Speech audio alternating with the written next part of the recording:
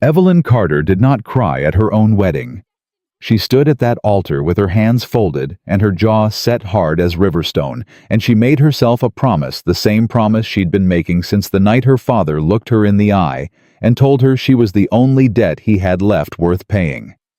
She would not break. If this story moved you, subscribe to this channel, follow along until the very end, and drop your city in the comments. I want to see how far this story travels. The morning of Evelyn Carter's wedding, her stepmother Margaret Vaughn stood in the doorway of the upstairs bedroom and watched the girl pin back her own hair without help from anyone. "You could at least pretend to be grateful," Margaret said. Evelyn did not turn around. Her hands kept moving steady, deliberate, twisting each strand into place, like she was building something that needed to hold against wind. "Grateful," Evelyn repeated. The word sat flat in her mouth. "For what exactly, ma'am?" Margaret's silk skirts rustled as she stepped inside. "For being useful. Your father has debts that would swallow this household whole. You—" She paused, and her voice carried the particular pleasure of someone who had waited a long time to say the next thing. "You are solving one of them. I'm being sold. You're being placed." Margaret smoothed the front of her dress. "There's a distinction." Evelyn finally turned and looked at her. Margaret Vaughn was a handsome woman, sharp-eyed, well-dressed, every inch of her assembled with the kind of deliberate precision that said she had fought her way into this household and intended to stay. She had married Evelyn's father 3 years after Evelyn's mother died, and from the very first week she had made clear in 100 small and quiet ways that there was only room enough in the Carter house for one woman with a future. Evelyn had understood. She just hadn't expected the ending to come quite this fast. "Who is he?" Evelyn asked. "You still haven't told me who he is?" "His name is Graves, Nathaniel Graves." Margaret turned toward the window. "He's been living outside of Concord. He has some land, small, I'm told. Nothing remarkable. And his—" Evelyn stopped. She had heard the whispers. She had caught the way the housemaid looked at the floor when she brought up the breakfast tray. She had seen her father, when he thought no one was watching, press his hand over his eyes, like a man who knew he was doing something he could not take back. "They say he walks with a cane." "He does." "They say he's poor." "He has land," Margaret said with the tone of someone closing a ledger. "And he's agreed to absorb your father's note with the Hargrove Company. That's all that matters." "That's all that matters," Evelyn said softly. She looked at her own reflection in the small mirror above the washstand. 19 years old, brown hair, eyes that her mother used to say were the color of good coffee on a clear morning. Eyes that right now looked back at her with a steadiness she wasn't entirely sure she felt. "I see." "Don't make this difficult, Evelyn." "I'm not making anything, ma'am." She turned away from the mirror. "I'm just getting dressed." The church was small and white and plain, the way most things in Concord were in the summer of 1812, built without ornament, as if the people who built it believed that beauty was a luxury that came after survival. The pews held maybe 40 people, most of them there, out of curiosity rather than warmth. Evelyn knew how she looked to them. She could feel it, the sideways glances, the women leaning slightly toward each other, the particular silence of a room full of people pretending not to stare. The Carter girl, the one they're marrying off. She kept her eyes forward. Her father, William Carter, stood at the end of the aisle, pale, thinner than she remembered from even 6 months ago, his coat pressed but his hands trembling. He had not spoken to her since the night he told her. He had come into the sitting room, sat down across from her, at the small oak table, and said the words without preamble. The way a man says a thing when he knows there is no version of saying it that makes it kind. "I've arranged a marriage for you. A man named Graves. It'll settle the Hargrove debt and keep this family from the street." "I'm sorry, Evelyn. I need you to understand, I am sorry." And then he had stood up and walked out, and she had sat alone in the sitting room, with her hands flat on the table and the sound of her own breathing, until the candle burned down to nothing. She had not told him she forgave him. She was not sure yet that she did. He took her arm at the back of the church and walked her down the aisle with the care of a man who knew he was carrying something he'd already broken, and Evelyn let him, because making a scene would not give her back a single thing she had lost. And then she looked up. He was standing at the altar. Nathaniel Graves. She had built a picture of him from the whispers and the second-hand descriptions, bent worn down some broken leftover of a man that the world had chewed up and forgotten. She had prepared herself for pity. She had prepared herself for the particular grief of looking at a ruined person and knowing she was now fastened to him. She had not prepared for this. He was tall, taller than the two men standing nearest him, taller than the minister. He stood with a cane, yes, a dark wooden cane braced against the stone floor. But he did not lean on it the way a man leans on something he needs. He held it the way a man holds something he's chosen to carry. His shoulders were straight. His coat was plain and worn at the elbows, but it fit him like it had been made for that exact frame. His jaw was sharp. His hair was dark, and he was watching her come down the aisle with an expression that Evelyn could not read. Not warm, not cold, not the eager look of a desperate man grateful for whatever he could get. Just still, careful, like he was studying something he had not yet decided what to do with. Evelyn felt the first thread of unease pull somewhere behind her ribs. She had expected a man broken down by life. This man looked like a man who had broken a few things himself.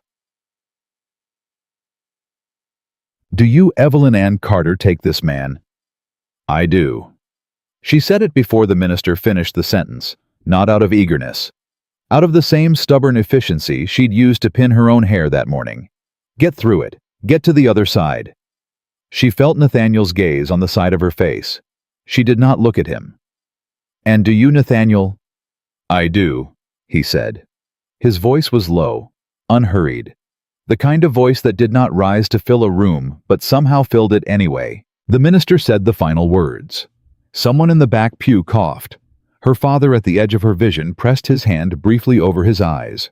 And that was that. 19 years of Evelyn Carter resolved into a transaction in a small white church on a Tuesday morning in July. The reception, if it could be called that, was held in the churchyard because Margaret had declined to open the Carter house. A table, some bread, a pitcher of lemonade. 4 of the older women from town stood near the fence and talked to each other behind their fans. The men drifted toward the far side of the yard with their hats in their hands. Nathaniel Graves stood apart from all of it. Evelyn watched him from across the yard. He had not spoken to her since the minister released them. He stood with his cane and a glass he hadn't touched, and he looked out toward the road with the patient focus of a man waiting for something specific. She crossed the yard toward him. She was not sure later why she did it first. Pride, maybe? Or the unwillingness to spend the rest of her life being the one who waited. "Mr. Graves," he turned. Up close, she could see that his eyes were gray, not pale gray, but deep gray, the color of lake water before a storm. There was a small scar along the left side of his jaw, thin and old and healed clean. "Mrs. Graves," he said. The name landed strangely. She filed that away. "I think," she said, keeping her voice even, "that we should be honest with each other." Something shifted in his expression. Not surprise, more like the careful attention of someone who had expected a particular thing and was now revising. "All right," he said. "I don't know you," Evelyn said. "You don't know me. This arrangement was made for reasons that had nothing to do with either of us wanting it. I understand that. I'm not going to pretend otherwise, and I'm not going to cry about it." She paused. "But I do intend to be treated with basic decency. And in return, I will extend the same to you. Whatever else this is, it can at least be civil." He looked at her for a long moment. "That's a very practical speech," he said, "for a wedding day. I'm a very practical person." "Are you?" It was not quite a question. She tilted her chin up slightly. "Yes," she said. "I am." He studied her a moment longer. Then slowly, something at the corner of his mouth moved, not quite a smile, but the shape of one brief and controlled, like he'd decided to allow it, and then thought better of it at the last second. "Civil," he said. "I can manage civil, Mrs. Graves." "Good." She turned away. "Then I'll go collect my trunk." The carriage ride to his estate took the better part of the afternoon. Evelyn sat across from him with her hands folded and her back straight, watching the Massachusetts countryside roll past the window, the hayfields golden heavy in the summer heat, the stone walls dividing property from property in long pale lines, the occasional farmhouse sitting back from the road like it didn't want to be looked at too hard. She had expected silence. He gave her silence. But it was not the silence of indifference. She could feel him watching her the way you feel a change in temperature, not looking directly at her, but aware of her. Taking stock. It irritated her. "You don't have to catalog me," she said, without turning from the window. A beat of quiet. "I wasn't aware that I was," he said. "You've been watching me since we left the church." "I've been sharing a carriage with you," he said. "There's limited places to direct one's attention. There's the window on your side." "There is," he agreed. He did not look away. Evelyn turned from the window and looked at him directly. "Why did you agree to this?" she asked. "The marriage. My father's debt isn't small, but it isn't extraordinary either. You don't look—" She stopped choosing words carefully, like a man who needed a wife badly enough to take one handed to him. Something moved behind his eyes, there and gone. "Your father is a man with connections to the Hargrove Company," Nathaniel said, "and the Hargrove Company has interests I find worth understanding." "That's not an answer about the marriage." "No," he agreed. "It isn't." She waited. He offered nothing else. "You're not going to tell me," she said. "Not today." "Why not today?" "Because," he said, and his voice was perfectly calm, "I don't yet know which things you'll repeat." The carriage hit a rut in the road. Evelyn gripped the edge of the seat. "I'm your wife," she said flatly. "Not one of your adversaries." "Those aren't always different things," he said. She stared at him. He looked back at her with those storm-gray eyes and that infuriating stillness, and Evelyn felt something sharpen inside her chest. Not quite anger, not quite fear, but something that lived between the two. "Who are you?" She did not ask it. She turned back to the window. But she did not stop thinking it. The estate was not what she had expected. She had expected small rundown, consistent with everything she had been told about him. What she found at the end of a long private road lined with old oaks was a house that was large and old and proud. 3 stories of dark brick wide windows, a front door that had been built to last 200 years. The grounds were extensive. The outbuildings were well kept.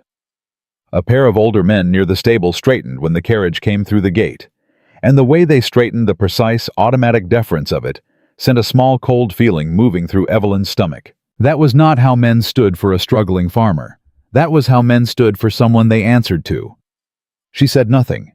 She stepped out of the carriage when it stopped and stood on the gravel drive and looked up at the house and kept her face composed.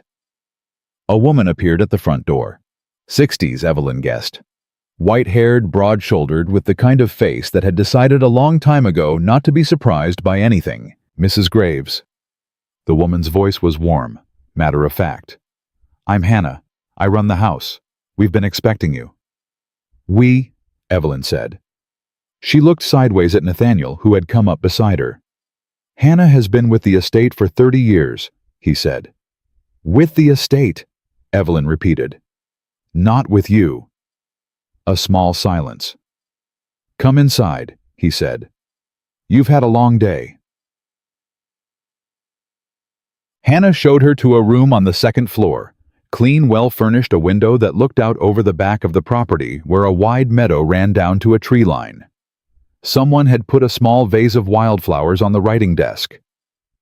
Evelyn stood in the middle of the room and looked at the flowers and tried to decide what to make of them. A knock at the door.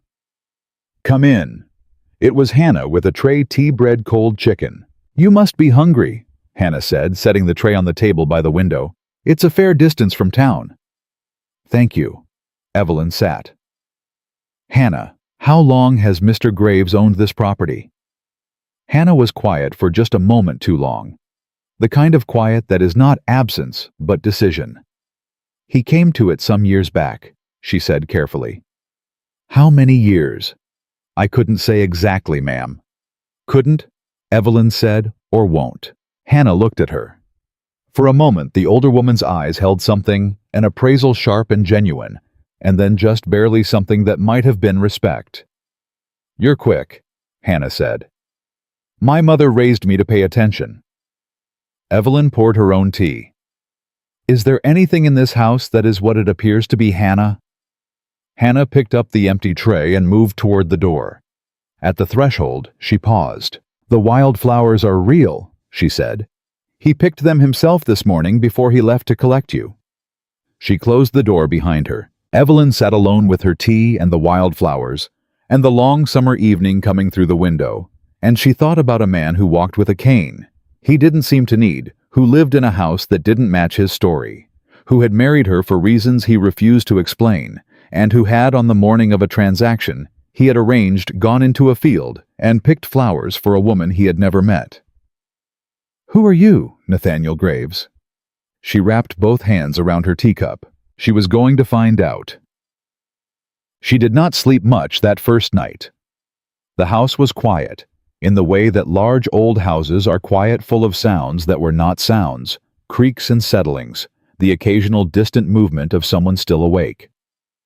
Evelyn lay in the wide bed and stared at the ceiling and made herself think clearly, the way her mother had taught her to do when she was frightened. What do I know? She knew her father had debts. She knew the Hargrove Company was involved. She knew Nathaniel Graves had agreed to absorb those debts in exchange for this marriage. What doesn't fit this house? These grounds. These men who stood like soldiers when his carriage came through the gate.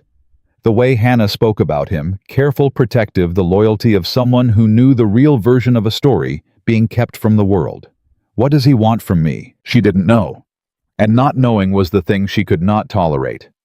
Somewhere past midnight she heard footsteps in the corridor, slow, deliberate, with the faint tap of a cane on hardwood. They stopped outside her door. A long pause. Then they moved on.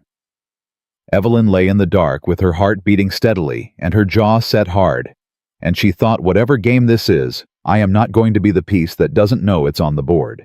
She was going to learn the rules, and then she was going to learn them better than he did. She had given herself one rule going into the second morning: ask nothing she wasn't prepared to hear the answer to. She broke it before breakfast. Evelyn came down the stairs earlier than she suspected anyone expected her to. The house still dimmed, the kitchen just beginning to smell of wood smoke and coffee, and she found Nathaniel already at the long table in the dining room, not eating but reading. Papers. Several of them spread across the table in a way that suggested he had been at it for some time. He looked up when she appeared in the doorway, and for just a fraction of a second, something moved across his face. Surprise quickly folded away. You're up early, he said. I could say the same. She crossed to the sideboard and poured coffee without being invited to, because she was not going to stand in the doorway of her own home, waiting for permission. When she turned, he had gathered the papers into a single stack and set them face down on the table beside him. She sat across from him. What were you reading? She asked. Correspondence? From whom? He looked at her steadily. From people I conduct business with. What kind of business? The kind, he said with perfect calm, that I'll tell you about when I'm ready to. Evelyn wrapped both hands around her cup. You said yesterday that you didn't know which things I'd repeat. I've been thinking about that. Have you? It's an odd thing to say to someone you've just married, she said. Most men worry their wives will spend too much money or talk too freely at church socials. You're worried I'll repeat something. That means you're carrying something worth repeating. She paused. Which means this house, this marriage, all of it, it's connected to something larger than my father's debt. He was quiet for a moment, watching her with those gray eyes across the table. You worked that out in one night, he said. I worked it out in the carriage, she said. I spent the night deciding whether to say it. A pause, and then so briefly she almost missed it. The corner of his mouth moved. What made you decide to? Because being quiet about it won't make it less true. And I'd rather you know I've noticed than have you spend the next month underestimating me." She set down her cup. "I'm not asking you to explain everything. I'm asking you to stop pretending this is a simple arrangement, because it isn't, and we both know it." Nathaniel looked at her for a long moment. Then he picked up his coffee. "You're right," he said. "It isn't simple. That's all I wanted to hear. That's all I'm prepared to give you this morning." She nodded once. "Then that's where we start." Hannah set a proper breakfast out at 7, and for a while the two of them ate in a silence that was for the first time not entirely hostile. Evelyn ate because she was hungry, and because showing weakness in any form, even the weakness of skipping a meal, felt like a concession she wasn't willing to make. She watched the way Nathaniel moved, the way he held his silverware, the way he handled the papers. Hannah quietly returned to him between courses. He read while he ate, but not carelessly. His eyes moved with precise attention, and twice he made a small notation in the margin of a letter, with the kind of habit that belonged to a man who spent a great deal of his life managing information. Not a farmer, not a struggling landowner outside of Concord. Whatever Nathaniel Graves was, he was someone who managed things. Complex things. Things with margins and correspondence and stakes. She filed it away. After breakfast, he stood, reached for his cane, and said, "I have business in the study until noon. Hannah will show you the property if you'd like." "I'd like to see your library," Evelyn said. He stopped. "I beg your pardon. Your library. I assume you have one given the quantity of reading material at your breakfast table." She held his gaze. "I'd like access to it." Something shifted in the quality of his silence. Not annoyance, closer to recalibration, like a man adjusting his grip on something that had turned out to weigh differently than he expected. "It's the second door on the left past the study," he said. "Thank you." He stood for a moment longer, as if he wanted to say something else, and had decided against it. Then he left. Evelyn sat alone at the breakfast table, finished her coffee, and permitted herself exactly 3 seconds of satisfaction before she stood up and went to find the library. It was larger than she'd expected, and she hated how much that meant. Shelves floor to ceiling on 3 walls, not decorative books, the kind that wealthy families purchased by the yard to fill space, but read books with cracked spines and dog-eared pages, and the occasional note tucked between leaves. Law, history, trade. Several volumes in French. A section on surveying and land rights that was thick and well-worn.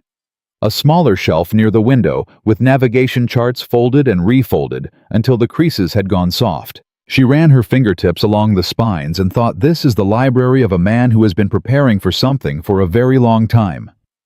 She pulled out a volume on Massachusetts land tenure and sat down by the window and began to read, because if there was a game being played in this house, she was going to learn the board. She had been there perhaps an hour when the door opened. She looked up. It was not Nathaniel. It was a man she had never seen before. 40s, heavy-set in a coat that was good quality, but worn with the carelessness of someone more concerned with function than presentation. He stopped when he saw her, and something moved across his face that she could only describe as alarm, quickly suppressed. "Mrs. Graves," he said. The familiarity of the name from a stranger landed oddly. "I wasn't told you'd be—" He stopped, collected himself. "Forgive me. I'm Aldridge. I have an appointment with your husband." "His study is down the hall," Evelyn said pleasantly. "Yes, of course." He did not move immediately. His eyes flicked to the book in her lap, specifically she thought to the title. "Reading about land law." "I find it useful to understand what I've become a part of," she said. Aldridge looked at her for a moment that lasted just a beat too long. "Of course," he said again. "Good day, ma'am." He left. Evelyn waited until his footsteps had moved fully down the hall before she closed the book, set it carefully back on the shelf, and stood up. Then she walked to the wall adjacent to the study and stood very, very still. The walls in houses this old were never as solid as they looked. She could not make out words, but she could hear the shape of a conversation, low, urgent, the particular rhythm of men discussing something they were not comfortable about. Aldridge's voice higher and with an edge to it. Nathaniel's voice controlled steady, giving very little back. Then a single phrase clear enough because Nathaniel's voice had dropped in a way that somehow carried better than a raised one. "She's not a concern." Evelyn stood very still. "She's not a concern." She filed that too, not with hurt, but with the cold, precise attentiveness of someone who had just been handed a piece of information without meaning to give it.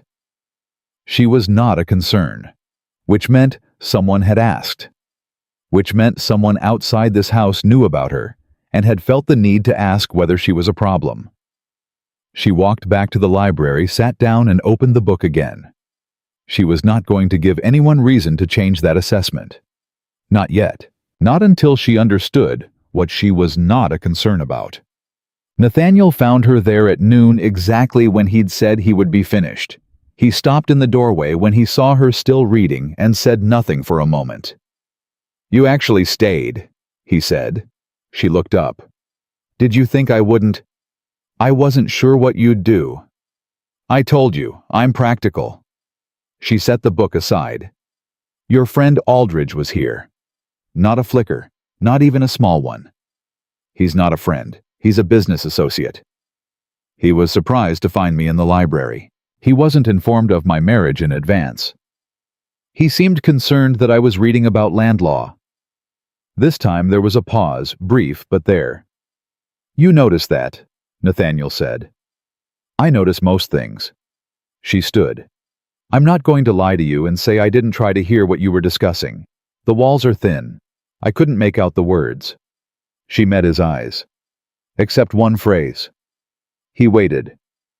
"You told him I wasn't a concern." He looked at her steadily. His expression gave nothing away, but the fact that he wasn't surprised, wasn't defensive, told her something on its own. "I meant it as reassurance," he said finally. "I know that. I also know that the only reason you'd need to reassure him was because he'd asked." She held his gaze. "Which means whoever Aldridge is, and whatever you're involved in, has extended far enough that my presence here is a variable someone felt the need to account for." She paused. "I'd like to know what kind of variable I am." A long silence. Nathaniel Graves looked at her with the gray, unreadable eyes of a man who had. She was starting to understand, spent a very long time being unreadable on purpose. And then he said something she hadn't expected. "You're smarter than I was told to expect." "And who told you what to expect?" "Your stepmother." The word hit like cold water. Evelyn kept her face still. "What did she tell you?" she asked. "That you were quiet, biddable, that you'd been kept out of family business matters and would have no interest in them." He tilted his head almost imperceptibly. "She was wrong. Margaret Vaughn," Evelyn said, and something hard moved through her voice, "has never understood a single thing about me." She looked at him directly. "She told you I was no trouble. She said that because she thought it would make the arrangement more attractive. She's been trying to get me out of that house since the day she arrived in it." "I know," Nathaniel said quietly. The simple certainty of it stopped her. "You know," she repeated, "I know a considerable amount about your family's situation, including the things your stepmother would not have volunteered." Evelyn stood very still. "Then why?" She stopped, rearranged the question. "If you knew she was maneuvering, why agree to the terms she offered?" "Because," he said, and his voice was careful, measured, "what I needed was not a biddable wife. What I needed was someone inside that house with eyes open. Someone with a reason to pay attention." He paused. "And someone Margaret Vaughn would underestimate badly enough to dismiss." The room was very quiet. Evelyn said slowly, "You married me because you thought I could be useful." "I married you," he said, "because out of everyone connected to the Carter household, you were the only one not already bought." The word hung in the air between them. Bought. "Who has been bought?" she asked. "That," he said, "is what I'm trying to find out." She did not get more than that. He said it with the finality of a door being closed gently but completely, and she was practical enough to know that pushing would get her nothing but a locked room. So she filed it, all of it, every piece, and went down to the midday meal with the surface composure of a woman who had been told nothing interesting at all. But her mind was moving fast. Someone inside that house with eyes open. Her father's house. Her father's connections to the Hargrove Company. Aldridge, who knew about her before she'd been introduced. Margaret, who had painted her as harmless and disposable. And Nathaniel Graves, who had chosen her precisely because everyone else believed those two things about her. She was on a board she hadn't known existed 3 days ago, and she was starting to understand that this had never been about her father's debt at all. Chabag. 3 days passed. Evelyn read. She walked the property with Hannah, who talked freely about the grounds and the household and the history of the house, but stopped every single time just before saying anything that mattered. She was extraordinarily good at it.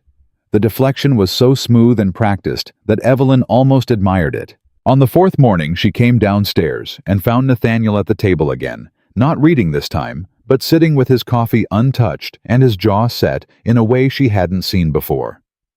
"What happened?" she said, because there was no point in pretending she hadn't noticed. He looked up.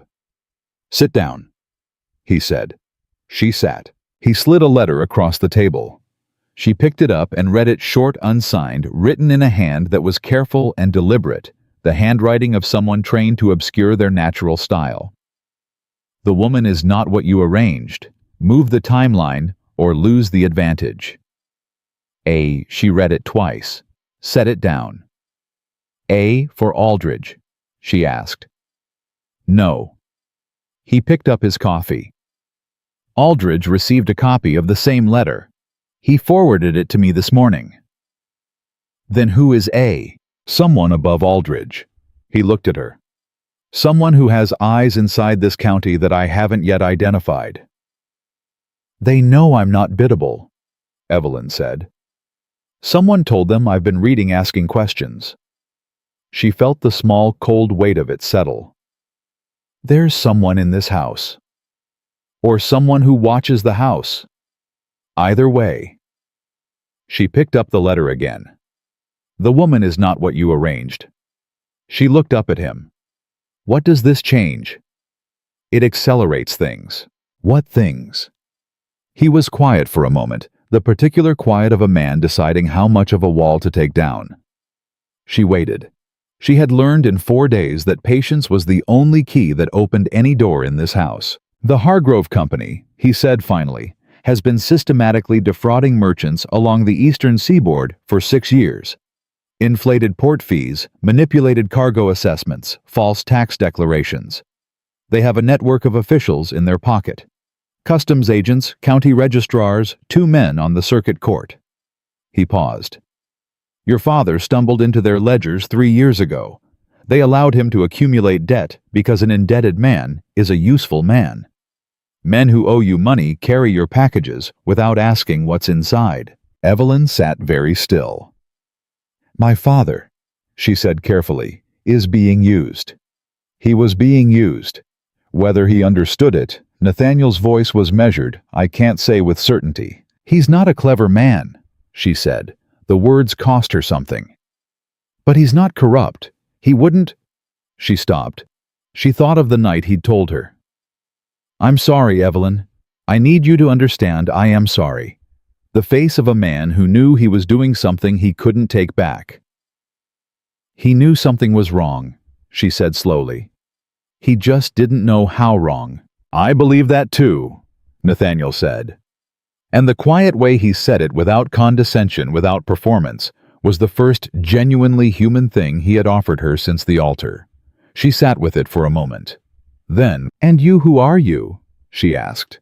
Not in the way she'd been asking it for 4 days, circling the edges of it. Directly, flatly, the way you ask a thing when you're ready for the answer. "Not who you've told my father, not who Aldridge thinks you are. Who are you actually?" Nathaniel set down his cup. For a long moment he said nothing, and then he looked at her across the table with those gray eyes that had always held something back, and she watched him make a decision. Something shifted. A door opened. "My name," he said quietly, "is not Nathaniel Graves." The kitchen was absolutely silent.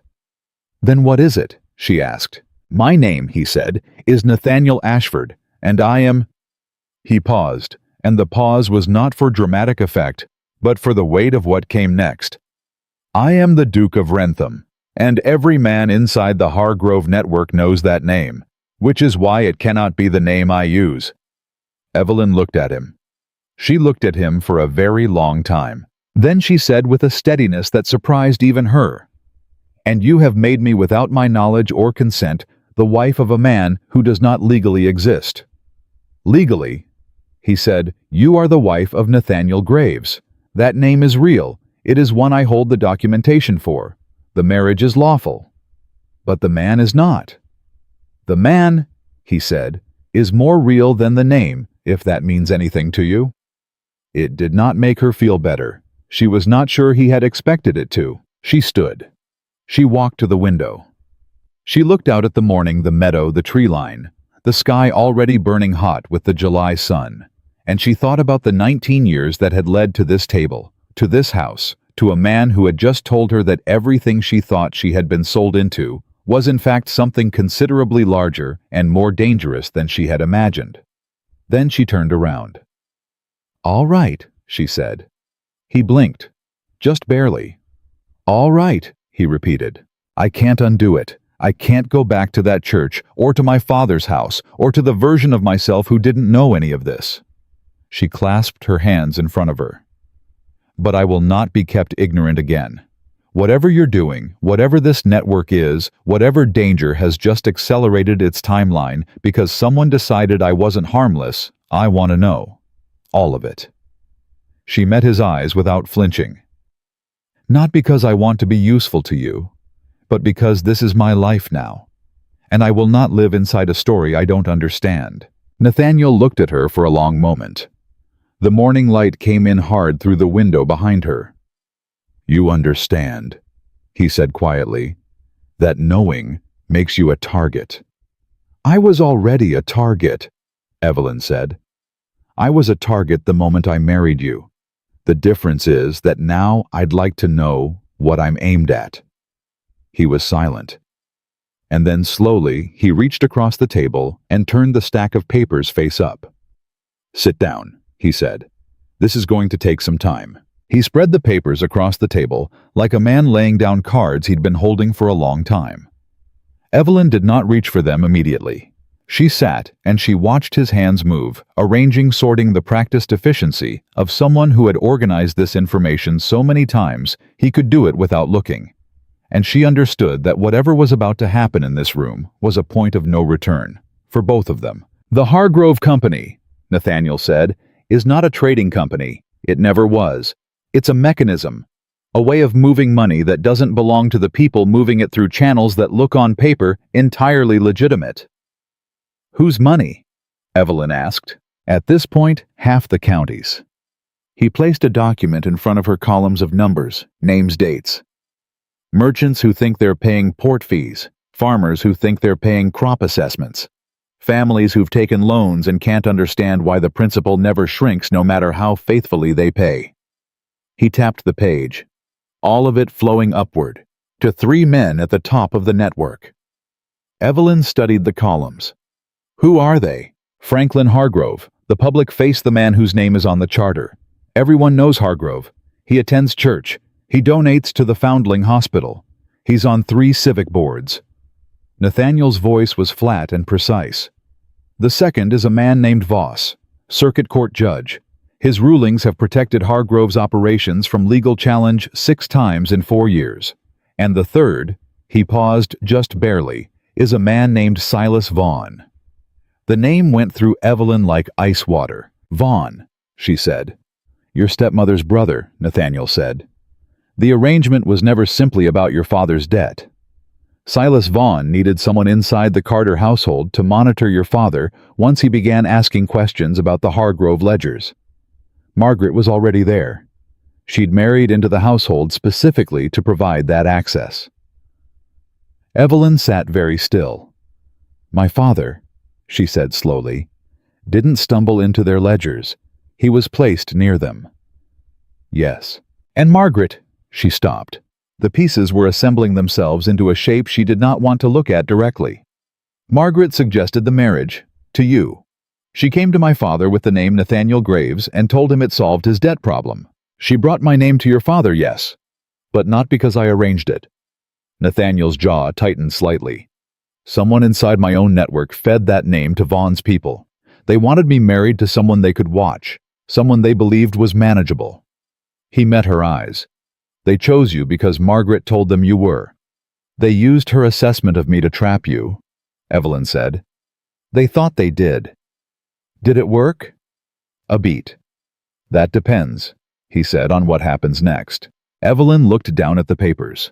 The numbers blurred slightly, not from emotion, but from the sheer weight of what they represented.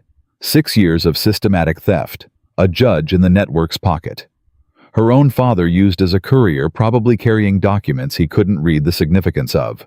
And her stepmother, the woman who had stood in her bedroom doorway on her wedding morning and called her useful reporting to her brother all along. She told them I was biddable, Evelyn said. Yes? She told them I'd been kept out of family business and had no interest in it. Yes. Evelyn lifted her eyes from the page. She was right that I'd been kept out of it. She was wrong about why. She felt something cold and clear settle in her chest. My mother kept me out of my father's business because she believed a woman who understood money was a woman men found threatening. She thought she was protecting me. She paused. She taught me to read ledgers in private, at the kitchen table after my father went to bed. She said, understand everything, show nothing. She said the only real power a woman in this world holds is knowing more than people believe she does. Nathaniel looked at her. Something in his expression shifted, not pity, not surprise, something more careful than either of those. Your mother sounds like a remarkable woman, he said. She was. Evelyn smoothed the edge of the document in front of her. She also died of a fever when I was 15, which is why no one in that house remembered what she taught me. She looked up. Now, what do you need? He needed, it turned out, a great deal. What Nathaniel Ashford, the Duke of Wrentham, a title she was still turning over in her mind like a stone, she kept finding heavier than expected, had been building for 2 years, was a case. Not a lawsuit, not yet. A case, in the evidentiary sense, documented proof sufficient to bring to the Federal Circuit and bypass the local courts Voss controlled. He had shipping manifests that showed discrepancies. He had sworn statements from 3 merchants who had been defrauded and were afraid to say so publicly. He had a partial ledger, one of Hargrove's secondary books, that had been copied by a man inside the company who was now dead. What he did not have was the primary ledger, the master record that tied all 3 men directly to the scheme. It exists, he said. I know it exists because the man who died told me it did before he died. He said it was kept at the Hargrove offices in Boston, but that a copy was held privately off-site as insurance. Insurance for whom? For whichever of the 3 men trusted the others least. He leaned back. And in my experience in any arrangement like this, there's always one. You think one of the 3 is holding the copy over the other 2. I think someone is. And if you can get that copy, then I can take it to Judge Carver in Providence, who is the one man on the circuit I am certain is clean, and the whole thing collapses. He paused. But I need to get inside that network far enough to find where the copy is being held. And I need someone who can move through it without drawing attention. Evelyn looked at him. You need someone Margaret Vaughn believes is harmless, she said. I need someone who can receive an invitation to Margaret Vaughn's household, he said carefully, and move through that house without triggering alarm. Someone with a natural reason to visit. Someone whose presence would seem domestic, Evelyn said. Expected. A young wife visiting her family. She felt the shape of it land. You want me to go back to my father's house? I want to ask if you're willing to. The distinction was small, but she noticed it. What am I looking for? Anything Vaughn has left there. Letters, documents, any correspondence between Margaret and her brother that references the ledger or its location. And, he stopped. And what? Your father, he said quietly, may know more than he realizes he knows. If you can speak with him privately carefully, there may be things he's seen or heard that he didn't understand the significance of. Evelyn thought of her father, of his trembling hands at the altar, of the way he'd pressed his hand over his eyes when he thought no one was watching. He loves her, she said.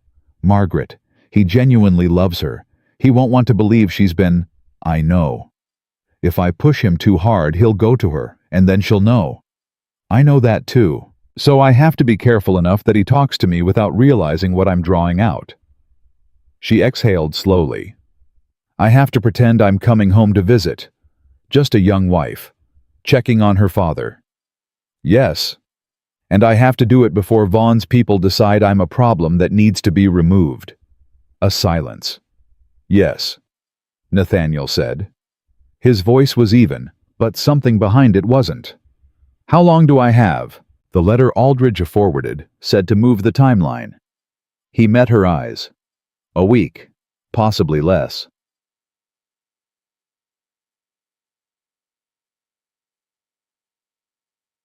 She spent the rest of that morning with the documents.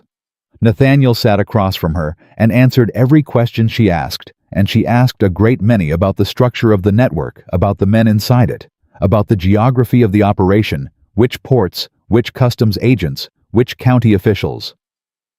He answered without condescension and without editing, and she felt for the first time since her wedding day something that was not quite resentment and not quite trust, but lived somewhere near both of them. At one point, she looked up and found him watching her in a way that was different from before.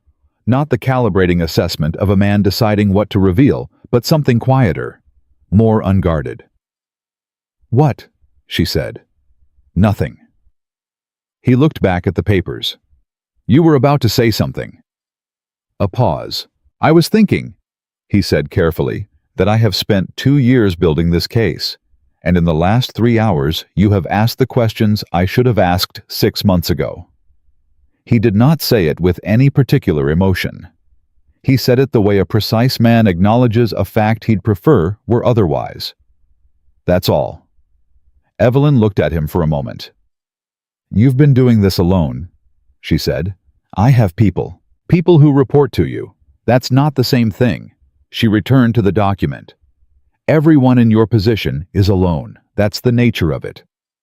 He didn't answer. That's what the cane is for, isn't it? She said.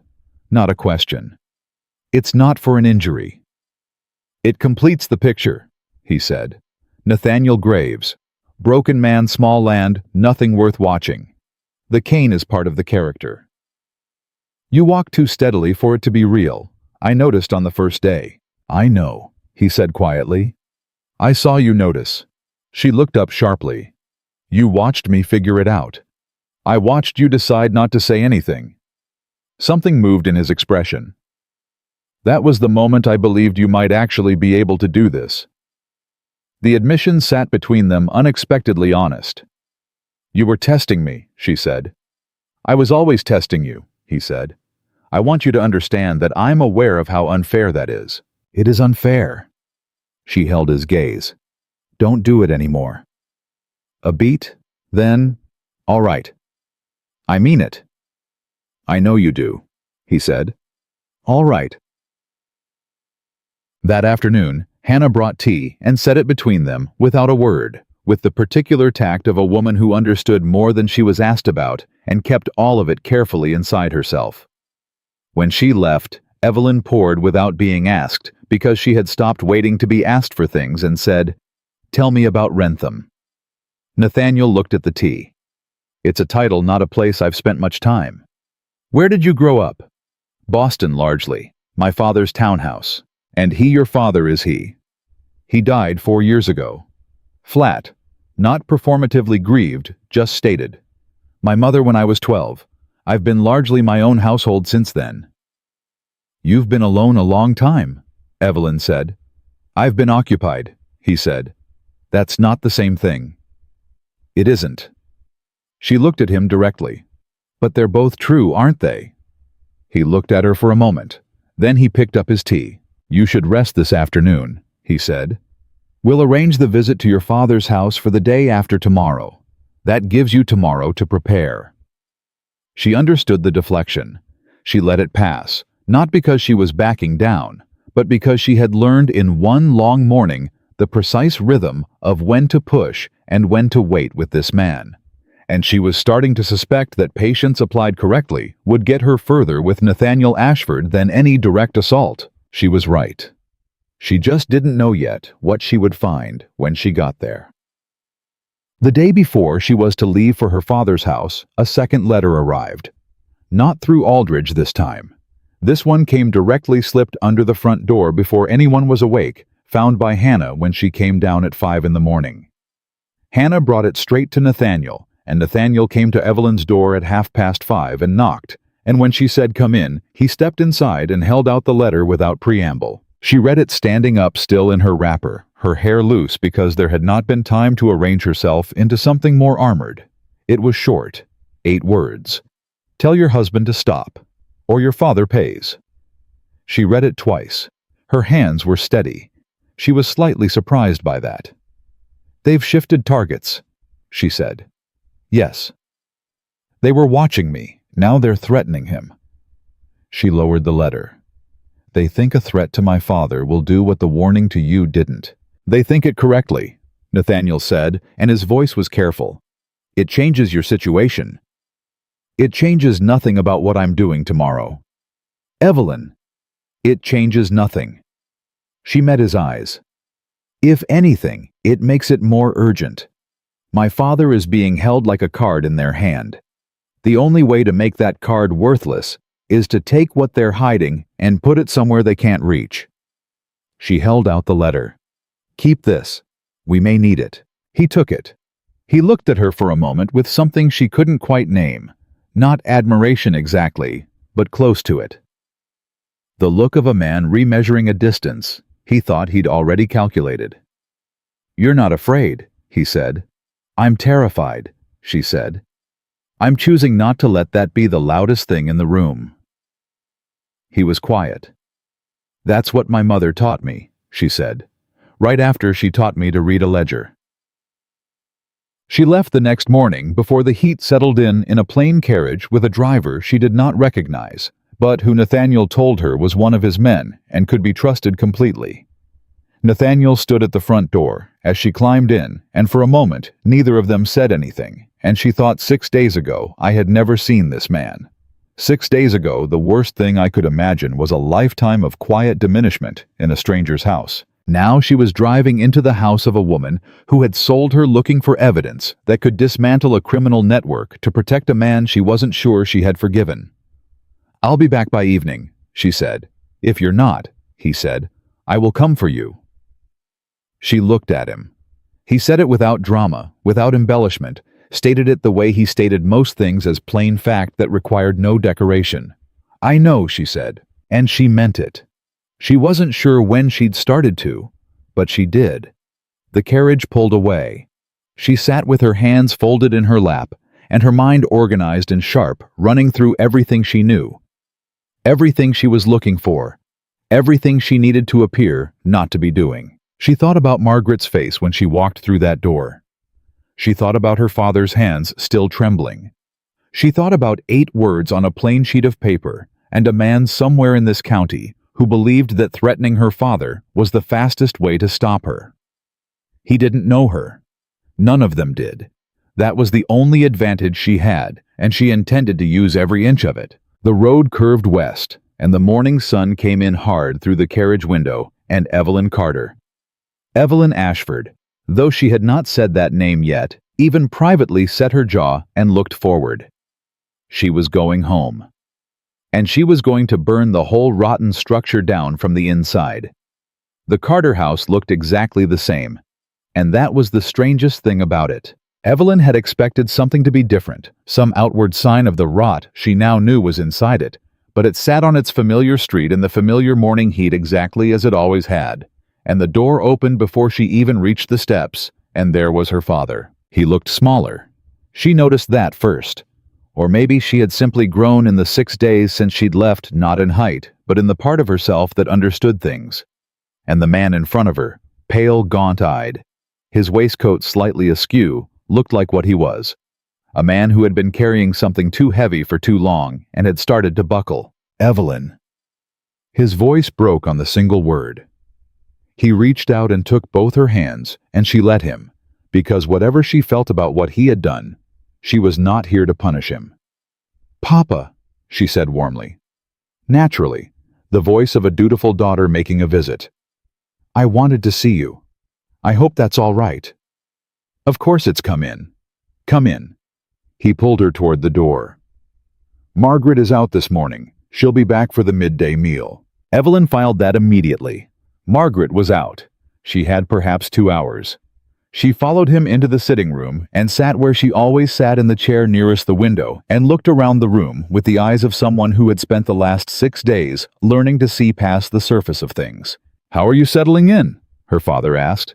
He sat across from her, and his hands were already working, pressing together, releasing the nervous motion she remembered from her childhood when bills came due, and he didn't know how to meet them.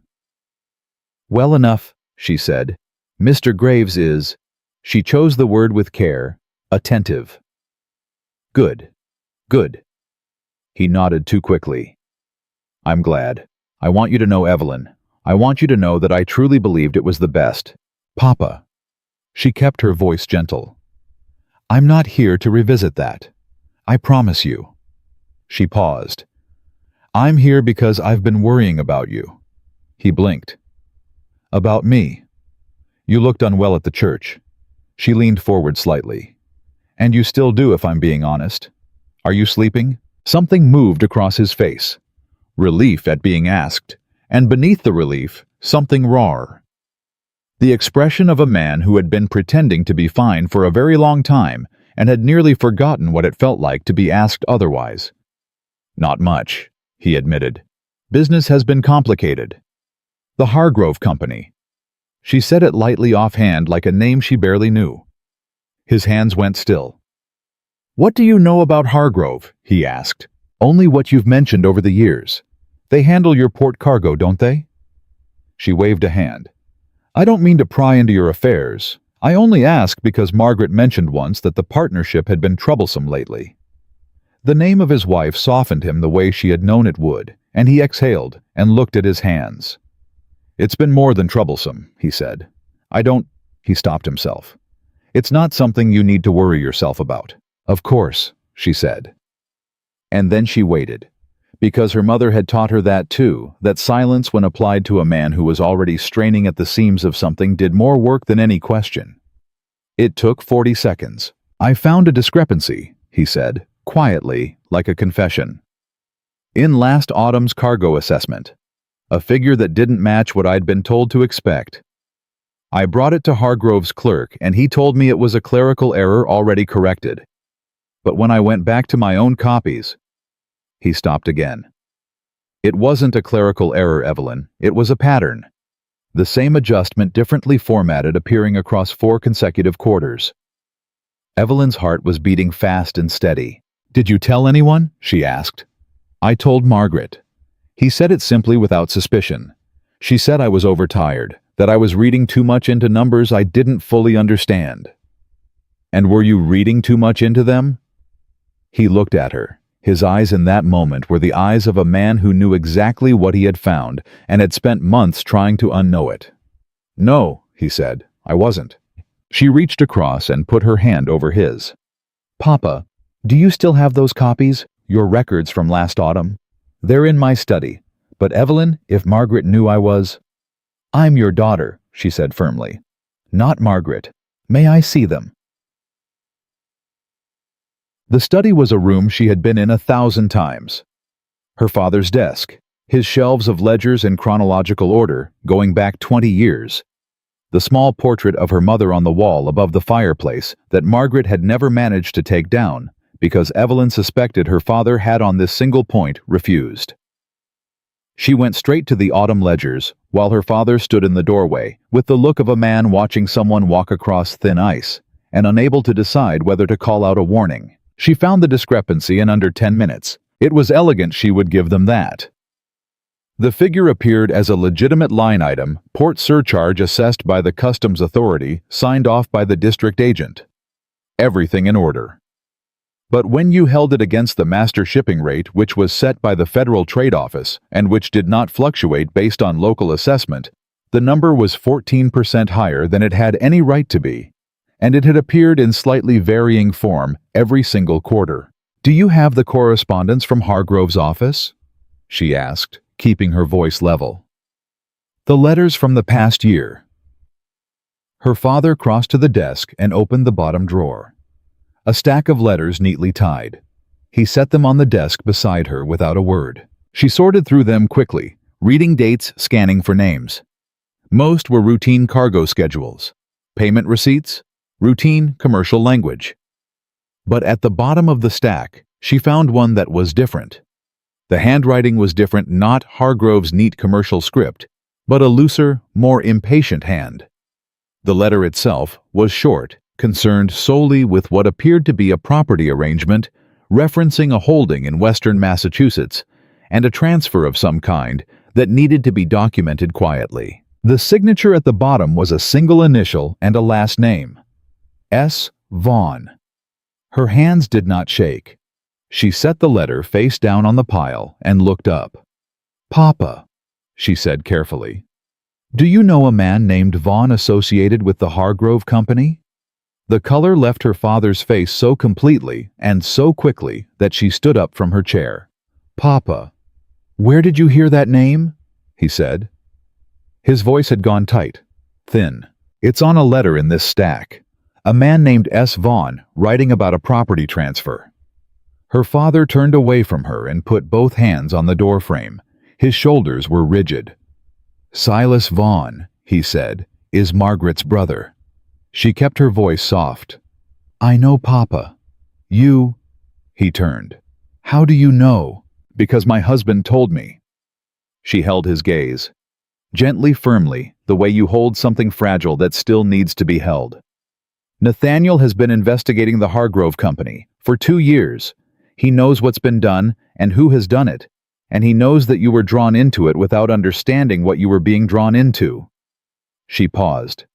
"He knows you're not a part of it, Papa. He told me so himself." Her father's face crumpled not into tears, but into something worse. The expression of a man who has been braced against a thing for so long that having someone name it finally is almost more than he can hold. "I didn't know," he said. "At first, I didn't know. And then when I started to understand, I didn't know what to do, Evelyn. I had the debt.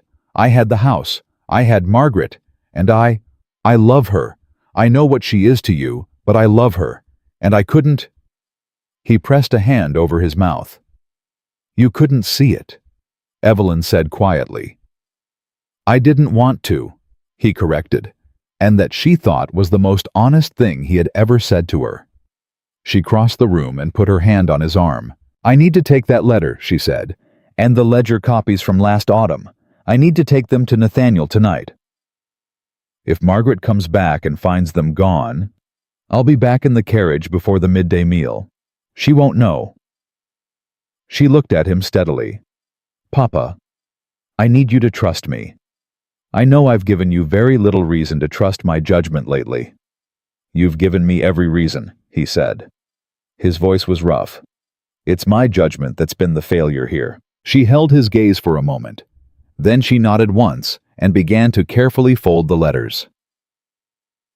She was wrong about the timing. She was at the desk, the last of the letters folded into her bag, the relevant ledger pages carefully loosened at the binding. She would take only the pages themselves, replace the ledger on the shelf so nothing appeared missing when she heard the front door. Not the midday meal, not even close to it. Margaret Vaughn had come home early. Evelyn did not panic. She set the ledger back on the shelf, turned and walked out of the study into the corridor, just as her stepmother reached the top of the stairs. Margaret stopped when she saw her. And in that half-second, before Margaret assembled her social face, Evelyn saw it a flash quick and cold, of something that was not surprise and not pleasure, something calculating. She knows Evelyn thought, or suspects, and she came back early because of it. "Evelyn," Margaret's voice was perfectly warm. "What a lovely surprise. Your father didn't mention you were coming. It was unplanned." Evelyn said, matching the warmth exactly. I missed him. Of course you did. Margaret descended the last 2 stairs and kissed the air beside Evelyn's cheek. She smelled of rose water and something underneath it sharp and chemical. You were in his study, looking for a book, Evelyn said. I left one here when I moved out. A small volume on household accounts my mother gave me. She smiled. I couldn't find it. I may have misremembered where I left it. Margaret's eyes moved past her to the study door, which Evelyn had with deliberate slowness pulled nearly closed behind her. I'm sure it will turn up, Margaret said. I'm sure it will. Evelyn shifted her bag slightly on her arm. I should start back. My husband expects me before dark. Stay for the meal, Margaret said. And her voice was still warm, perfectly surgically warm, but her eyes were on Evelyn's bag. Another time. Evelyn moved toward the stairs. Tell Papa I said goodbye. He stepped out for some air while I was searching for the book. She went down the stairs without hurrying, because hurrying was the one thing she could not do, and she felt Margaret watching her from the upper landing the entire way with those careful, intelligent eyes that had always known exactly what she was doing. The question was whether Margaret knew what Evelyn had been doing. She reached the front door, opened it, and stepped out into the afternoon heat. She was 6 steps down the path when she heard Margaret's voice from the upstairs window, not calling to her but speaking to someone inside, quick, low, urgent. Not the voice of a woman making household arrangements. The voice of a woman sending a message. Evelyn walked to the carriage. She climbed in. She gave the driver one look, and he read it correctly, and moved them forward at a pace that was efficient without being conspicuous. She pressed her back against the seat, and breathed in and out slowly twice. Then she opened her bag and looked at the documents inside. She had the letter with Vaughn's signature. She had 4 pages from the ledger. She had also something she had not told her father about a second letter she'd found beneath Vaughn's folded smaller, written on different paper with no signature at all. She'd slipped it into her bag without reading it. She unfolded it now. It was a list. 7 names, 7 amounts. And at the bottom, written in a hand, she didn't recognize 4 words. Final payment upon delivery. She stared at the list for a long time. Then she folded it carefully and placed it back in the bag. She didn't know what was being delivered. But 7 names and 7 amounts in a letter, tucked beneath correspondence from Silas Vaughn in her father's private files, meant only one thing. These were not merchants being stolen from. These were men being paid. Which meant somewhere inside this network there was not just a list of victims, there was a list of accomplices. She needed Nathaniel to see this. Now. She arrived back at the estate before sunset. Nathaniel was in the front hall when she came through the door, and the look on his face told her that he had been doing something that required the effort of appearing not to have been waiting. You're back, he said. I said I would be. She went straight to the library without stopping. He followed. She spread the documents on the table in the order she'd found them, and talked while he read quickly, clearly, everything her father had said, everything she had seen, the discrepancy in the ledger, Vaughn's letter, the timing of Margaret's return. He read without interrupting. When he reached the unsigned list, he went still. She watched him read it twice. You know those names, she said. I know 4 of them. He set it down. His voice was even, but something underneath it was not. 2 are Port Authority officials. 1 is a customs registrar in Salem. The 4th is... He stopped. Who is the 4th? He looked at her across the table. The 4th, he said, is the man I trusted to carry my original investigation documents to Providence 6 months ago. A man I believed was completely outside the Hargrove network. He paused. A man named Colton. The weight of it settled in the room. He's been reporting to them, Evelyn said. For how long, I don't know. His jaw was tight. But if he carried my documents to Providence, it means Voss has seen them, which means the circuit judge already knows what I have. He pressed both hands flat on the table. Everything I built, they've been watching me build it. They know exactly what I have and what I'm missing. They know you need the primary ledger, Evelyn said. Yes. And they know you haven't found where it's being held. Yes. She looked at the list again. Final payment upon delivery. They're not just protecting the ledger. They're moving it. She looked up. That's what this is.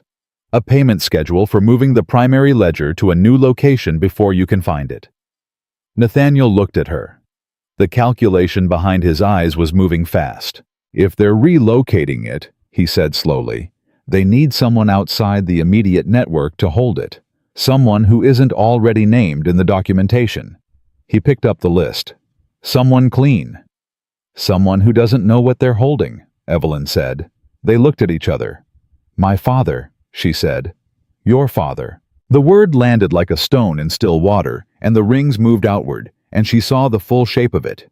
William Carter, indebted, compromised, already carrying documents he didn't understand, with a wife inside the network, and a daughter newly married to the man investigating it. The perfect place to hide something. The last person anyone would suspect. They're going to put the ledger in his house, she said, or they already have. She thought of the study. She thought of the drawers she hadn't opened, the shelves. She hadn't fully checked the places she hadn't thought to look because she'd been looking for letters and hadn't known to look for something larger. I have to go back, she said. No. His voice was flat, immediate. Nathaniel. Margaret saw you. She sent a message before you were off the property. Going back tonight puts you directly in front of whatever they've already set in motion. Then we wait, and they move the ledger somewhere we can't reach it. Then we find another way in. There isn't another way in. She leaned across the table. I'm the only one who can walk through that door without triggering alarm. My father trusts me. Margaret thinks she managed me today. She'll be less careful because she believes she's already won this round. She held his gaze. I know that house. I know every room in it. I know where things are hidden because I grew up hiding things from her. Her voice was steady and hard. Let me go back tomorrow morning, early before she expects it.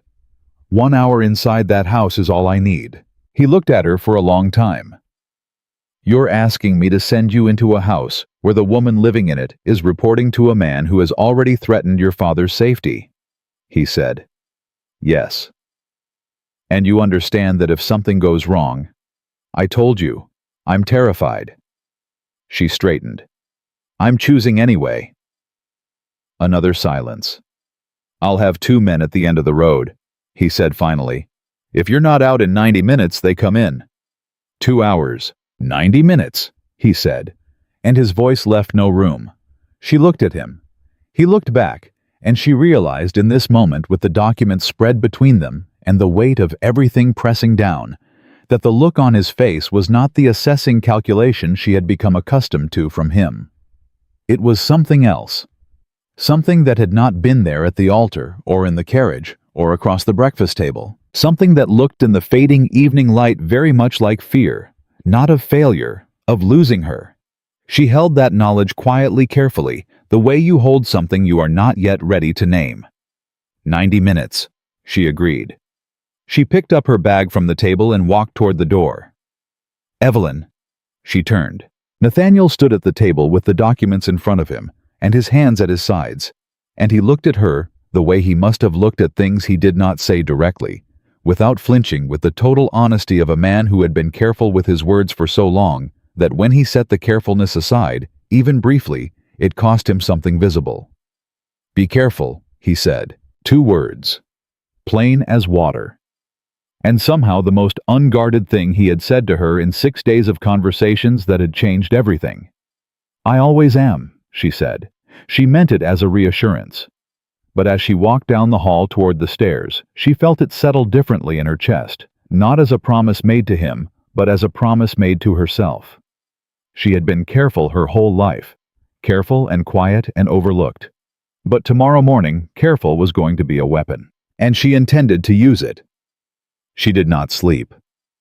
She lay in the dark with her hands folded on her chest like a woman already composing herself for battle, and she ran through the Carter house in her mind, room by room, drawer by drawer.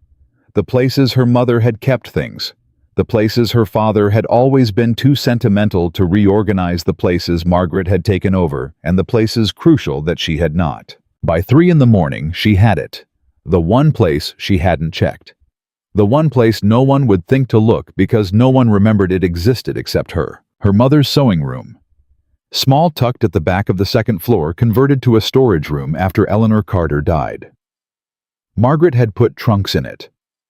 Boxes of things she'd decided were clutter.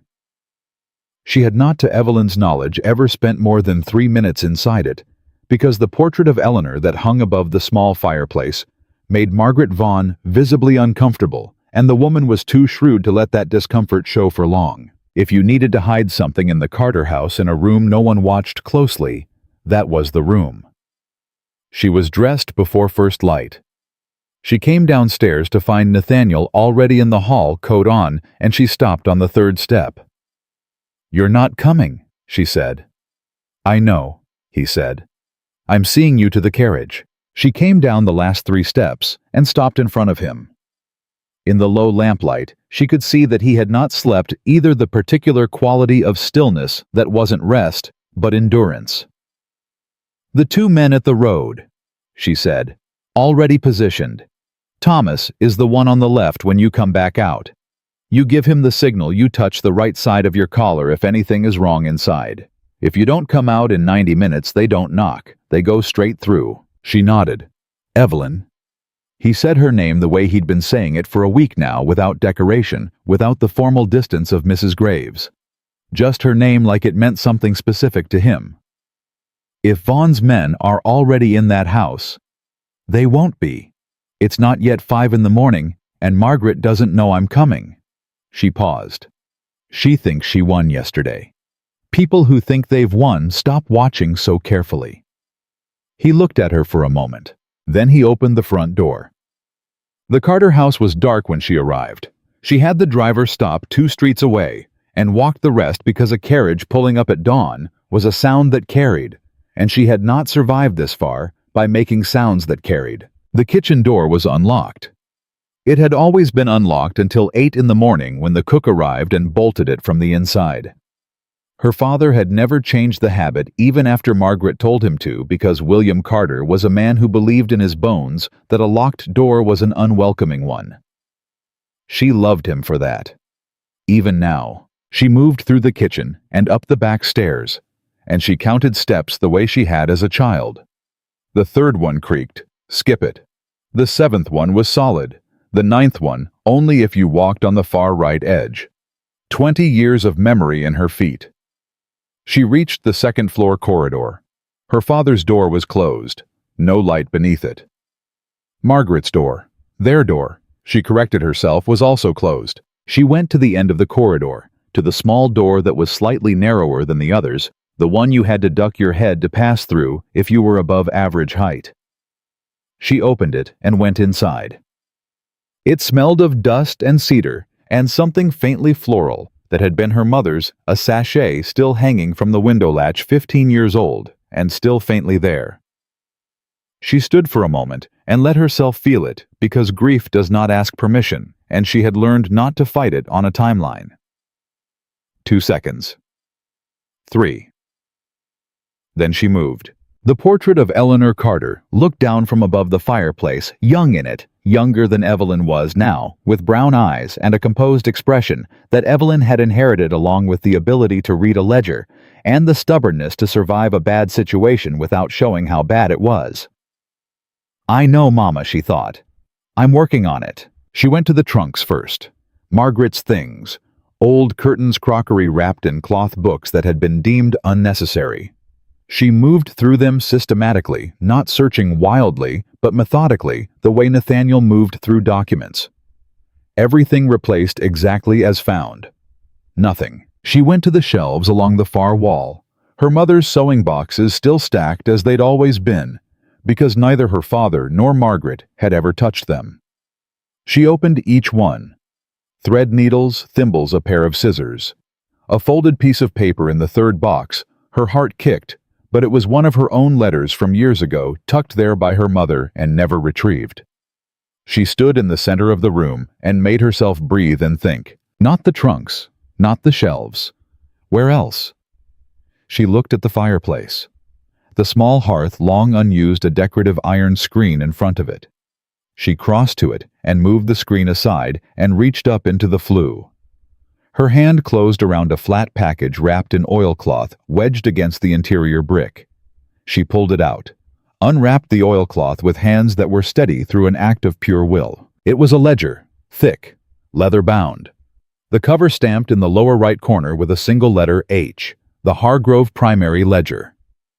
She sat back on her heels and looked at it for a moment, and she felt something move through her that was not triumph and not relief, but something that lived on the other side of both of those, the cold, certain knowledge that she had been right, and that being right had cost something, and that the only direction now was forward. She wrapped it back in the oilcloth and put it in her bag. She was on her feet and 3 steps toward the door when she heard it. Footsteps in the corridor. Not her father's. She knew her father's walk in her sleep, the slight drag of the left foot he'd had since the winter of 1808. These were lighter, quicker. Margaret. Evelyn did not move. She stood in the center of the room and looked at the door and had in approximately 4 seconds to decide whether to hide or to stand her ground. And she chose the one that was not hiding, because she was done hiding. She had been done with it since the moment she sat down across from Nathaniel Ashford and told him she intended to live inside a story she understood. The door opened. Margaret stood in the doorway, in her dressing gown, a candle in her hand, and her face moved through 3 expressions in rapid succession: shock, calculation, and then a smooth settling into something entirely composed. "Evelyn," she said. "Margaret. It's not yet 5 in the morning." "I know." Evelyn kept her voice perfectly even. "I came early. I wanted to see Papa before his day started. He's been unwell." Margaret's eyes moved from her face to the bag on her arm. "And this room," she said softly. "I was looking for something of my mother's. I used to come in here sometimes. When I missed her." She held Margaret's gaze without flinching. "I hope you don't mind." A silence. Margaret stepped inside the room. She looked at the trunks, the shelves, the fireplace with the screen slightly displaced. Evelyn had not had time to reset it perfectly, and she saw the moment Margaret's eyes found it and saw the moment Margaret understood. The composed expression didn't crack, but something behind it went very cold. "What's in your bag?" Margaret asked. "My mother's letters," Evelyn said. "I found some she'd kept. I'd like to take them home." "May I see them?" "They're personal, Margaret." "This is my home," Margaret said. Her voice had changed. Still controlled, but the warmth was gone, stripped away entirely, and what was left was the voice of a woman who had dropped a performance she was tired of sustaining. "And you came into it before dawn, into a room you had no reason to be in, carrying something I'd like to see." Evelyn looked at her stepmother for a long moment. The woman who had stood in the doorway on her wedding morning and called her useful. The woman who had reported to her brother for 3 years. The woman who had looked at a 19-year-old girl and seen an obstacle, not a person. "No," Evelyn said. Margaret blinked. "Excuse me. I said no." Evelyn moved toward the door. "Excuse me, please." Margaret stepped into her path. For a moment, they stood 2 feet apart in the small room with the portrait of Eleanor Carter between them, and Evelyn felt the whole weight of 5 years of being managed and diminished and discarded pressing against her spine, and she did not bend. "You have no idea," Margaret said quietly, "what you have walked into." "I have a very clear idea," Evelyn said.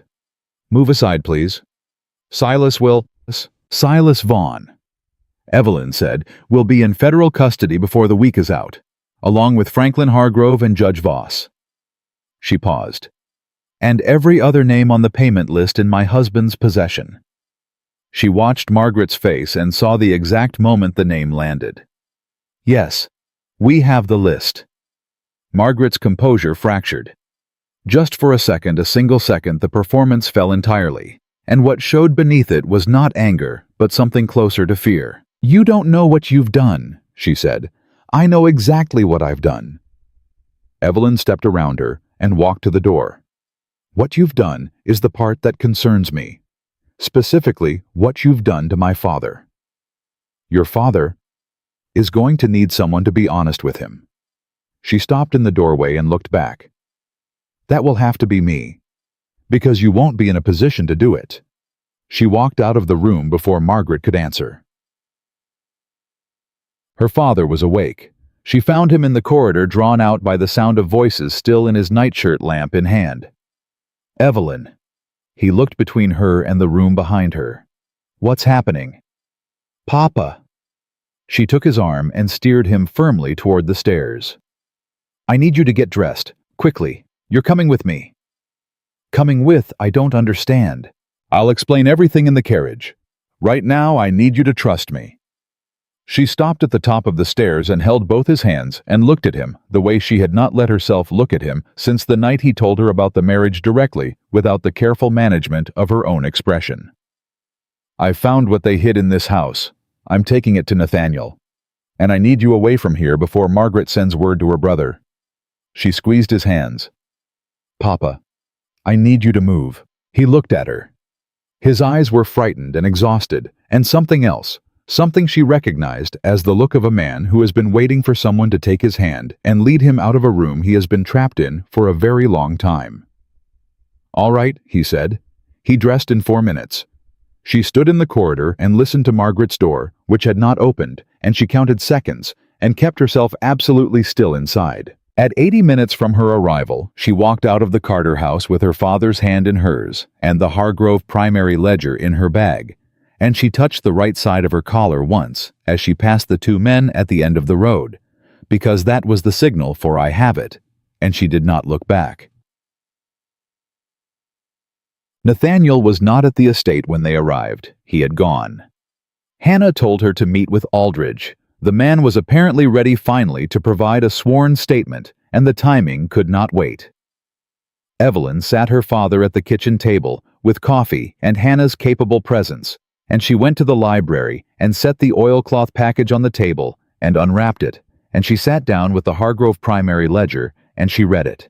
It took 2 hours. By the time Nathaniel came through the front door at 9:30, she had a complete accounting, every name, every amount, every transaction going back 6 years, cross-referenced with the documents she already knew. She had organized it into the sequence that would matter most to a judge, chronological cleanest evidence. First, the most damning entries in the middle, where they could not be overlooked. He walked into the library and stopped. She looked up from the papers. I found it, she said. He crossed to the table. He looked at the ledger, at the organized documents surrounding it, at the clear, precise notation she had added in the margins in her mother's taut hand. He did not speak for a long moment. You've organized it for the circuit, he said. Cleanest evidence first. Vaughn is most exposed. His signature is on 17 transactions, and the format implicates Voss directly in 4 of the judicial cover-ups. She paused. Hargrove is harder because he keeps himself 1 layer removed, but the primary ledger has his personal notation on the quarterly summaries. He can't claim ignorance of those. Nathaniel sat down across from her. He looked at the pages she'd laid out with an expression she recognized, now the remeasurement, the recalibration, the slight widening of his estimation of something he had thought he already understood. My father is in the kitchen, she said. He needs to make a sworn statement about the discrepancy he found last autumn. He's willing. He's frightened, but he's willing. Evelyn. Margaret will have sent word to Vaughn by now. We have at most a day before they move to either destroy evidence or run. We need to get these documents to Providence tonight. I know. He placed both hands flat on the table. I know all of that. I also need to say... He stopped. Started again with the visible effort of a precise man choosing words in territory where precision was not enough. What you did this morning, what you have done this entire week, I want you to understand that this is not what I expected when I arranged this marriage. I want you to understand that I am... Another stop. He looked at the table for a moment and then back at her. I am aware that I owe you more than gratitude. I asked you to walk into danger you hadn't agreed to in a life you hadn't chosen. And you did it with more clarity and more courage than anyone I have placed my trust in over the past 2 years. Evelyn looked at him across the documents. "Was that an apology?" she asked. "It was the beginning of one," he said. "I suspect it will take longer to complete." "It will," she agreed. "But it's a reasonable start." They rode to Providence that same night, Nathaniel, Evelyn, and her father, with two of Nathaniel's men on horseback alongside the carriage, because there was no version of this journey that was without risk, and they all knew it. William Carter sat across from them with his hands pressed together and his eyes on the road, and twice during the journey he looked at his daughter with an expression she didn't know what to do with, too large for the carriage, too much to answer in the dark. The third time, she simply put her hand over his. He turned his palm up and held on. Judge Carver was a small, dry-voiced man in his 60s who received them in his study at 11 at night with the equanimity of someone who had presided over enough human catastrophe to be unsurprised by any of its forms. He read the documents Evelyn had organized while they sat across from him, and he read them in the order she had arranged them. And when he reached the final page, he set the ledger down and folded his hands and looked at Nathaniel. "This is sufficient," he said. "For warrants?" Nathaniel asked. "For warrants for arrests, and if the sworn statements hold up, and I see no reason they shouldn't, for a federal case that will close every operation in that network before winter." He paused. "You've been building this for 2 years." "Yes." Carver looked at Evelyn. "And this woman organized the evidentiary sequence in 2 hours." "In approximately 2 hours, yes." Carver considered her for a moment, with the steady professional attention of a man who measured people for a living. "Your name, ma'am?" She held his gaze. "Evelyn Ashford," she said. And it was the first time she had said it. Not Graves, not Carter, but the name that was actually hers. The real one said aloud in a room where it meant something. Duchess of Wrentham. Nathaniel did not look at her, but she felt him go still beside her, the way a man goes still when something lands differently than he expected, and better. Carver nodded once. "The warrants will be issued by morning," he said. "Boss." Silas Vaughn was arrested at his home in Salem at dawn. Franklin Hargrove was taken at the Hargrove Company offices 2 hours later. Judge Voss, upon receiving word that the warrants had been issued, attempted to ride north and was intercepted at the Merrimack crossing by federal marshals before midday. Colton, the traitor inside Nathaniel's network, surrendered without resistance when 2 marshals appeared at his door. He was by all accounts a man who had known for some time that he was on the wrong side of an ending. Margaret Vaughn was not arrested because Margaret Vaughn was not named in any document they held. She was complicit almost certainly, but complicity required evidence, and Evelyn, when pressed by Nathaniel on the subject, said only, "Her husband's business is gone. Her brother is in custody. Her income, her influence, her position in that household, all of it is predicated on a structure that no longer exists. My father will understand eventually what she did. That's enough." Nathaniel looked at her for a long moment. "That's a forgiving position." "It's a practical one," she said. "Prosecution requires evidence. What I have is enough for 3 men. It's not enough for a 4th. She met his eyes. "But my father will know, and she will have to live with him knowing. That is not nothing." "No," he agreed. "It isn't." William Carter did not return to the house on that familiar street. He stayed for the time being in Providence with a cousin he had not spoken to in years, but who opened the door without hesitation and asked no questions, because some families understand without explanation what a man looks like when he has barely escaped something. Evelyn visited him on the 3rd day. They sat in the cousin's small garden in the August heat, and she told him everything, the whole of it, from Nathaniel's real name to the network structure to the night she'd lain awake, parsing what she knew and what didn't fit. He listened without interrupting, which was unusual for him, and when she was done, he was quiet for a long time. "I should have protected you better," he said finally. "Yes," she said, because it was true, and they were past the point where she was going to pretend otherwise. "I'm sorry, Evelyn." "I know you are." She looked at him. "I also know you did the best you could with what you were willing to see. That's not the same as innocent. But it's not the same as guilty either. She paused. We're going to have to figure out the difference, together. It's going to take time. He reached out and touched her hand. Your mother would have— I know, she said. She would have sorted this whole thing out in a week and never let any of us know she'd done it. He laughed a broken, real sound, the first laugh she'd heard from him in longer than she could remember. She would have, he said. Titek. She found Nathaniel in the library when she returned to the estate that evening, in the same chair, at the same table, where so much of this had been spoken and decided, but without the papers this time. Just him and his untouched coffee, and the window going amber with the last of the August sun. He looked up when she came in. How is he asked. Bruised, she said. Honest finally. Relieved in the way people are when the worst thing has already happened, and they don't have to brace for it anymore. She set her bag on the table. I think he'll be all right. And you? She stood across from him and considered the question with the same directness she had brought to every question in this room over the past 10 days. I married a stranger, she said. A stranger who turned out to be a duke with a false name and a 2-year investigation and more walls than most men build in a lifetime. She tilted her head slightly. And then somewhere in the middle of all of it, I stopped being a transaction. He rose from the chair. He crossed to where she was standing, and he looked at her the way he had in the kitchen that first morning with the kind of careful attention that had always felt like measurement, but now felt like something else entirely. Like a man looking at something he has stopped trying to categorize and simply allows himself to see. You were never a transaction, he said. I told myself it was strategy. I told myself I chose you because you were the right piece on the board. He stopped. I was lying. I chose you because when your stepmother described you as biddable and forgettable, something in me did not believe her, and I wanted to know who she was actually describing. Evelyn looked at him steadily.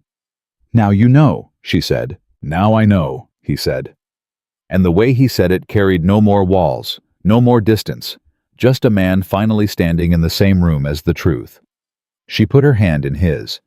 He held it the way he had stood with that cane, not because he needed to, but because he had chosen to. Outside, the August evening settled warm and golden over the property over the meadow, and the old oaks lining the road over the house that had started as a stage set and become in 10 extraordinary days, the place where Evelyn Carter had become the woman her mother had always known she was going to be. She had come into this house as a price paid for someone else's debt. She left it every single day thereafter, as the woman who had burned a criminal network to the ground, protected her father, and claimed a life that was fully, irreversibly, magnificently her own.